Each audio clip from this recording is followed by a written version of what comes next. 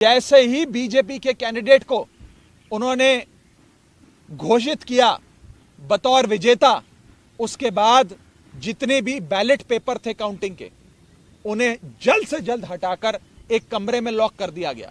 न जाने उन बैलेट पेपर्स के साथ इन लोग ऑपरेशन लोटस करके आम आदमी पार्टी की और कांग्रेस के पार्षदों को खरीदने की कोशिश करी गई। तो बीजेपी ने आज आप सबकी आंखों के सामने और आप सबके कैमरों में कैद जो फर्जीवाड़ा किया है, पहले मैं वो सिलसिलेवार तरीके से आपको और उसके बाद जो हुआ आपने देखा।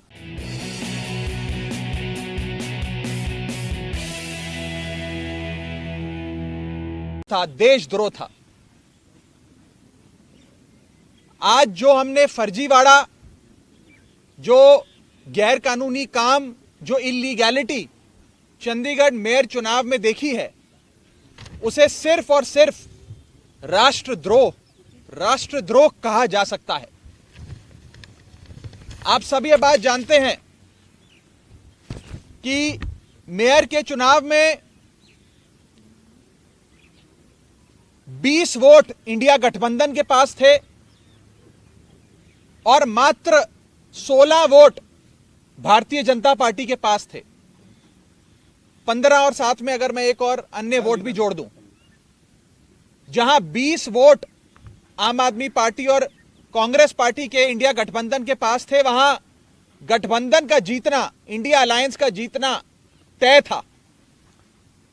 और अपनी हार को सामने देख बीजेपी ने षड्यंत्र रचे। सबसे पहले 18 जनवरी को होने वाले चुनाव में प्रिसाइडिंग अफसर, जो चुनाव कराता है अफसर, उसे बीमार करके अस्पताल में भर्ती करा दिया ताकि उस दिन चुनाव ना हो। फिर चुनाव की जब नई तारीख आई जो हाईकोर्ट ने निर्धारित करी, उस बीच ऑपरेशन लोटस करके आम आदमी पार्टी की और कांग्रेस के पार्षदों को खरीदने की कोशिश करी गई। जब बीजेपी का ऑपरेशन लोटस भी फेल हो गया, तो बीजेपी ने आज आप सबकी आंखों के सामने और आप सबके कैमरों में कैद जो फर्जीवाड़ा किया है, पहले मैं वो सिलसिलेवार तरीके से आपको बताना चाहता हूं। बीजेपी ने अपने ही पार्टी के माइनॉरिटी विंग के ऑफिस बियरर को प्रिसाइडिंग अफसर बनाया। यानी कि जो शख्स घोषित भाजपा का सदस्य है, उनका ऑफिस बियरर है, पदाधिकारी है, उस माइनॉरिटी विंग के सेक्रेटरी को प्रिसाइडिंग अफसर बनाकर उसकी देखरेख में चुनाव कराने की घोषणा करी। चुनाव में जब वोटिंग समाप्त हुई और काउंटिंग की बारी आई, तो इस भाजपा के ऑफिस बियरर प्रिसाइडिंग अफसर ने किसी भी पार्टी के इलेक्शन एजेंट को आगे नहीं आने दिया। आप सब जानते हैं, आप सब चंडीगढ़ मेयर चुनाव देखते आए हैं, जब भी वोटों की गिनती होती है तो इलेक्शन एजेंट, तमाम पार्टियों के इलेक्शन एजेंट अपनी आंखों के सामने काउंटिंग टेबल पे खड़े होकर काउंटिंग करवाते हैं। लेकिन पहली बार इतिहास में देखा गया कि इलेक्शन एजेंट्स को दूर कर दिया गया, उन्हें टेबल के नजदीक नहीं आने दिया गया। और उसके बाद जो हुआ आपने देखा कि कैसे भाजपा के इस पदाधिकारी ने, जो प्रिसाइडिंग अफसर था आज के चुनाव का, उसने अपने पेन से बैलेट पेपर पर इंक लगा लगाकर उस सारे बैलेट पेपर को इनवैलिड किया और फिर चुनावों की गिनती में, वोटिंग में, वोट काउंटिंग में उस एक एक बैलेट पेपर को इलीगल घोषित किया। पहली बार चंडीगढ़ मेयर चुनाव में कुल 36 वोटों में से 8 वोट इनवैलिड घोषित कर दिए गए। इतिहास में आज तक नहीं हुआ।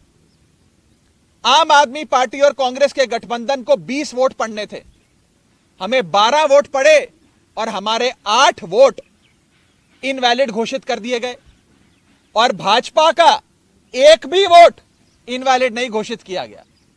भाजपा के और उनके कुल वोट 16 थे, उनको 16 वोट पड़े और आम आदमी पार्टी के 20 में से 8 वोटों को इनवैलिड यानी कि अवैध घोषित करके हमारे वोटों को घटाकर 12 कर दिया गया। साथियों, जब भी किसी भी वोट को अवैध घोषित किया जाता है या इनवैलिड करार दिया जाता है तो उस वोट को दोनों पार्टियों के काउंटिंग एजेंट को दिखाया जाता है अवैध घोषित करने से पहले। यह डमी बैलेट पेपर है जो मैं आप सबके सामने लाया हूं। जब काउंटिंग के दौरान इस प्रकार के बैलेट पेपर को इल्लीगल घोषित किया जाता है तो प्रिसाइडिंग अफसर, अगर मान लीजिए मैं प्रिसाइडिंग अफसर हूं, तो मैं दोनों पार्टियों के इलेक्शन एजेंट को वो दिखाऊंगा बैलेट पेपर की, देख लीजिए यहां इनके निशान बाहर लगा हुआ है, ये इनवैलिड है, मैं इसे अवैध घोषित कर रहा हूं। ऐसे दोनों पार्टियों के इलेक्शन एजेंट को दिखाया जाता है और दिखाने के उपरांत उनकी सहमति से और जो डीसी चुनाव हैं, जो डिप्टी कमिश्नर बैठे हैं, उनकी सहमति से इस वोट को अवैध घोषित किया जाता है। लेकिन आज ये नहीं हुआ। आज ना इलेक्शन एजेंट को दिखाया गया, ना डीसी को दिखाया गया और बस एक एक कर आम आदमी पार्टी के वोटों को और कांग्रेस पार्टी के वोटों को अवैध घोषित कर दिया गया। यह दिखाता है कि भारतीय जनता पार्टी इतने छोटे से एक मेयर के चुनाव में, म्युनिसिपल कॉरपोरेशन के मेयर के चुनाव में अगर इस प्रकार की गैर कानूनी असंवैधानिक घटनाएं को अंजाम दे सकती है, तो आप सोचिए कि लोकसभा चुनाव की हार देखते हुए ये लोग क्या करेंगे। क्या भाजपा इस देश को नॉर्थ कोरिया बनाना चाहती है कि इस देश में चुनाव ही ना हो और चुनाव सिर्फ उसी स्थिति में हो जहां भारतीय जनता पार्टी पूरी मशीनरी को रिग कर पूरी चुनावी प्रोसेस को विशिएट कर चुनाव जीत सके। साथियों, मैं अनिल मसीह जो भारतीय जनता पार्टी के माइनॉरिटी विंग के पदाधिकारी हैं और आज के प्रिसाइडिंग अफसर हैं, उनके खिलाफ कार्रवाई की मांग करता हूं। आपराधिक मामला दर्ज होना चाहिए और उनकी गिरफ्तारी होनी चाहिए। ऐसे लोग और ऐसी पार्टियां जो हमारे देश की लोकतंत्र की सरेआम हत्या कर रहे हैं, उन लोगों को बाहर रहने की कोई आवश्यकता नहीं है। उन लोगों की सही जगह जेल है, उन लोगों को जेल होनी चाहिए। और मैं एक और आपको फैक्ट बताना चाहता हूं। जब भी काउंटिंग के दौरान कोई भी इलेक्शन एजेंट पार्टी का ऑब्जेक्शन रेस करता है तो उस ऑब्जेक्शन को डिप्टी कमिश्नर और वहां पर बैठे जो इलेक्शन ऑफिसर्स होते हैं उनसे सलाह मशवरा करके उसका हल किया जाता है। आज पूरे सदन में हंगामा चल रहा था, लोग आपत्ति दर्ज कर रहे थे, प्रिसाइडिंग अफसर के कंडक्ट पे सवाल खड़े कर रहे थे, लेकिन प्रिसाइडिंग अफसर इलेक्शन कराते रहे, काउंटिंग करते रहे और जैसे ही बीजेपी के कैंडिडेट को उन्होंने घोषित किया बतौर विजेता, उसके बाद जितने भी बैलेट पेपर थे काउंटिंग के, उन्हें जल्द से जल्द हटाकर एक कमरे में लॉक कर दिया गया। न जाने उन बैलेट पेपर्स के साथ इन लोगों ने आगे क्या किया होगा। बैलेट पेपर तक किसी पार्टी के किसी प्रत्याशी को, किसी काउंसलर को नहीं दिखाया गया। बैलेट पेपर तक गायब कर दिया गया है। यह आज सरेआम देश का एक महत्वपूर्ण शहर चंडीगढ़ में आप सबकी आंखों के सामने घटा है। मैं बस इतना ही कह सकता हूं कि भारतीय जनता पार्टी इंडिया गठबंधन से इतना घबरा गई है, इतना डर गई है कि अब वो इस प्रकार की असंवैधानिक घटनाएं, गैर कानूनी घटनाओं को अंजाम दे रही है। मैं सीधा बस इतना कहना चाहता हूं कि भारतीय जनता पार्टी ने जो आज चंडीगढ़ मेयर चुनाव में किया है वो सीधा सीधा देशद्रोह है। यह देशद्रोह से कम चीज नहीं है और इन लोगों के खिलाफ कार्रवाई होनी चाहिए।